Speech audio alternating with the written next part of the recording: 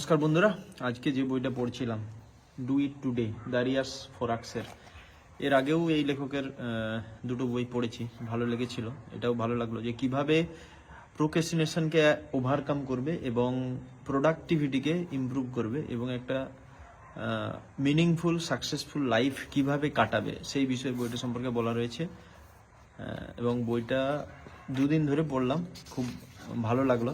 বিশেষ করে এখানে বইটাতে তিনটি বিষয় বলা রয়েছে, মানে তিনটি পার্টে ভাগ করা রয়েছে। যে তিনটি পার্টের মধ্যে প্রথম বলা রয়েছে যে কি করে আমরা যেটা আজকে করা উচিত সেটা আমরা কালকে করব, পরশু করব বা তার পরে করব, যখন সময় আসবে তখন করব ভাবে প্রোক্রেস্টিনেট করতে থাকি এবং সেটাকে কিভাবে অ্যাভয়েড করা যায় সেই সম্পর্কে পার্ট 1-এ বলা রয়েছে। পার্ট 2-তে যেটা বলা রয়েছে সেটা হচ্ছে যে আমরা কি করে আমাদের প্রোডাক্টিভিটিটাকে বাড়াতে পারবো এবং 3 নম্বরে সেই পথে আমরা কি করে দীর্ঘদিন ব্যাপী একটা সাকসেসফুল মিনিংফুল লাইফ কাটাতে পারবো এবং সবথেকে বড় কথা যেটা সাস্টেনেবল হবে, একদিন দুদিন বা এক মাস দু মাস নয়, যেটা বছরের পর বছর চলতে পারে এমন মিনিংফুল লাইফ আমরা কাটাতে পারবো জীবনে, সেই বিষয়ে বলা রয়েছে এই do it today.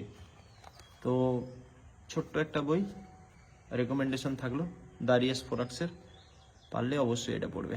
Thank you.